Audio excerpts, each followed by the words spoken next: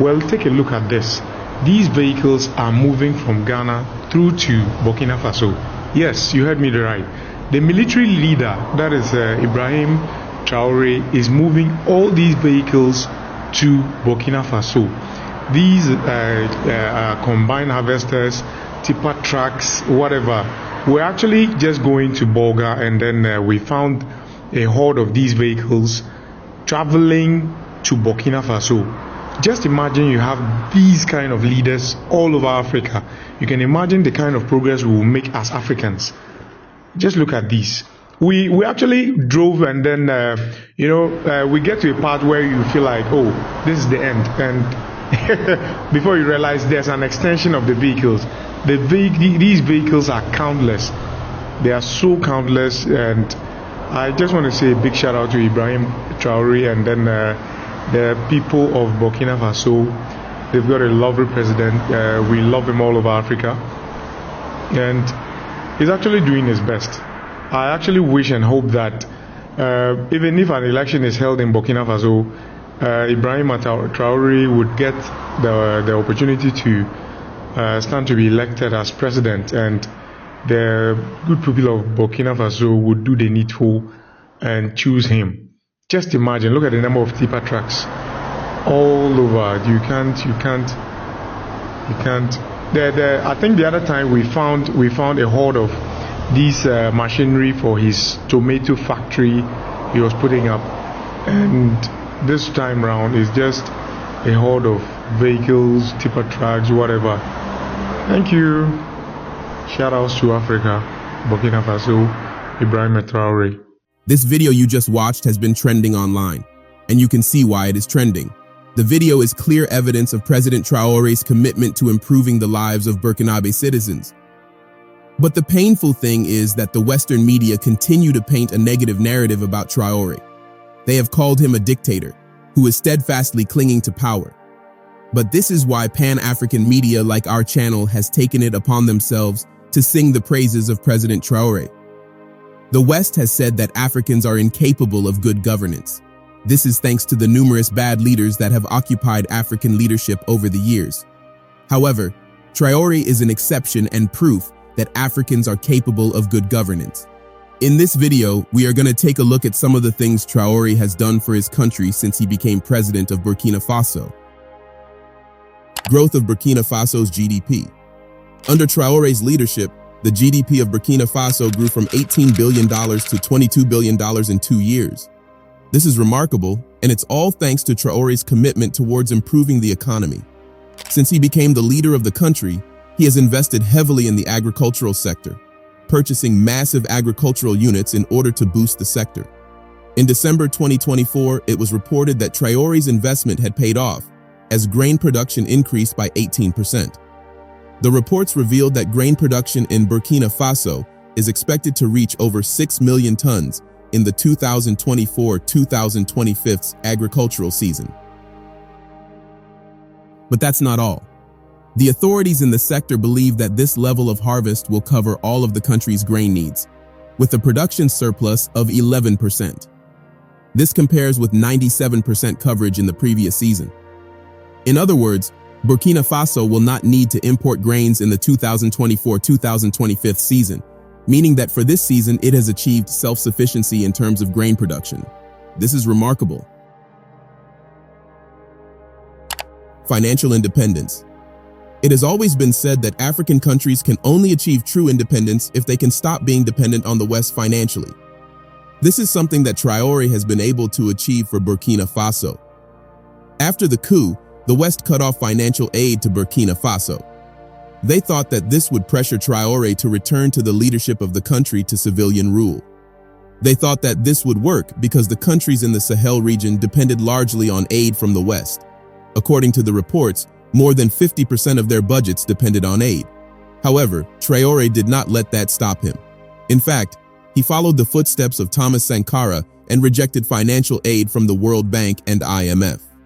Traore believes that the IMF and the World Bank are agents of economic oppression who keep countries in perpetual debt through their structured operations. It is a well-known fact that once a country becomes indebted to the IMF and the World Bank, it becomes very difficult to break free from that debt.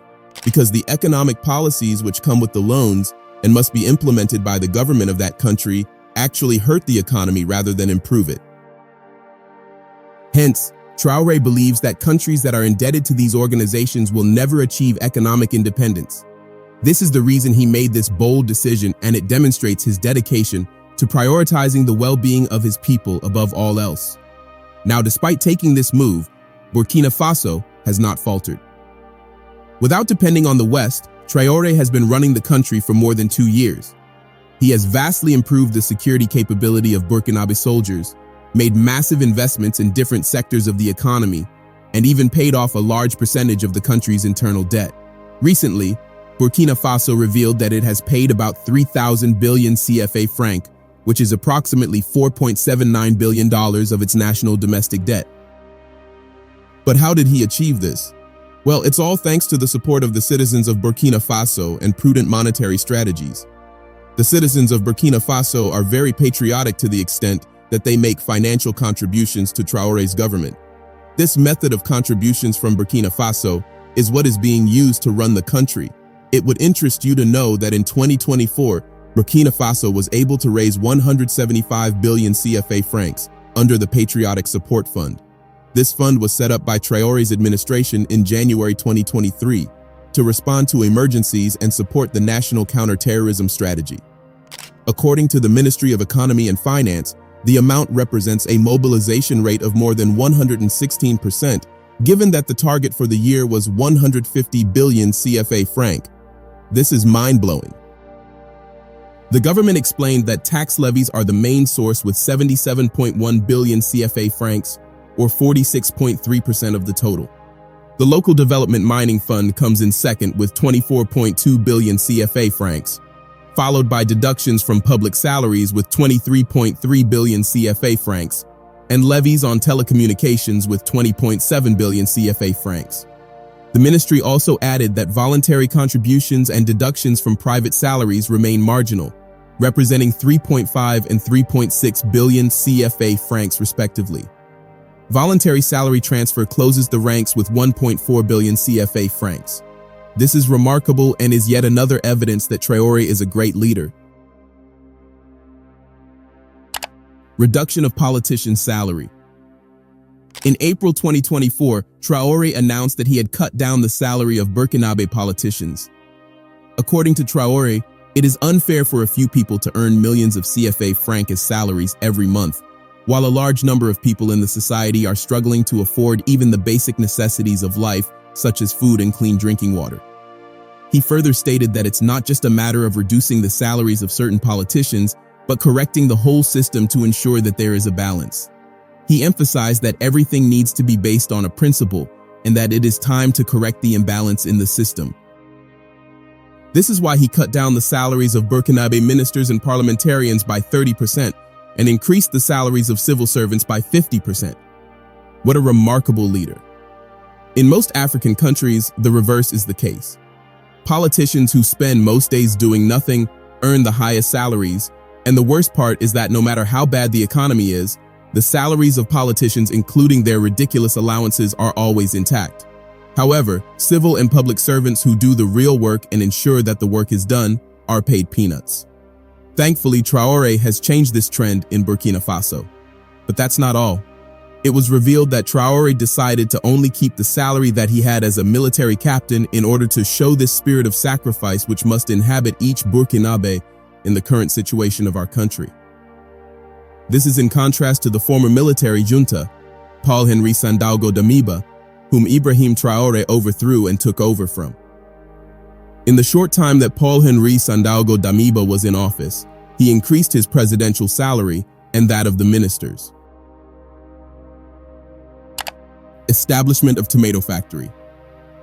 One of the reasons why most African countries have remained undeveloped is because of a lack of industrialization. This has led Africa to depend on the West for manufactured goods. Most African countries rarely have factories to manufacture basic products, despite the fact that they are blessed with the raw materials to produce these products. Burkina Faso is one of the top producers of tomatoes in Africa.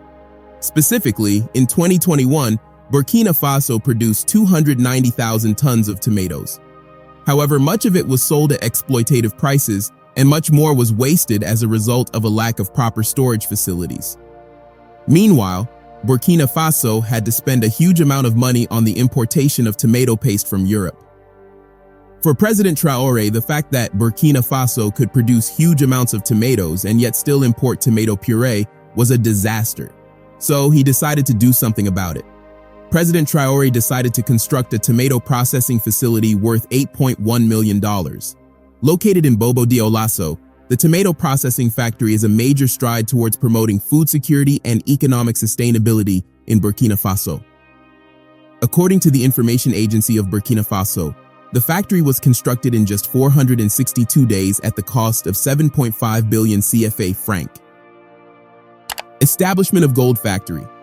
Just like with tomato production, Burkina Faso has been among the top gold-producing countries in Africa, with gold as its leading export product.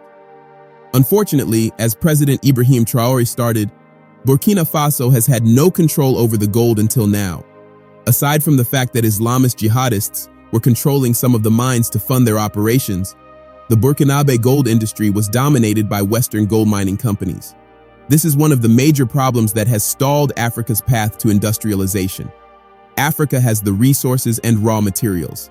However, instead of setting up factories in Africa to process the raw materials into finished goods, the raw materials are mined by Western companies and sold at a cheap rate. The raw materials are then sent outside the country to be processed in factories established in the West.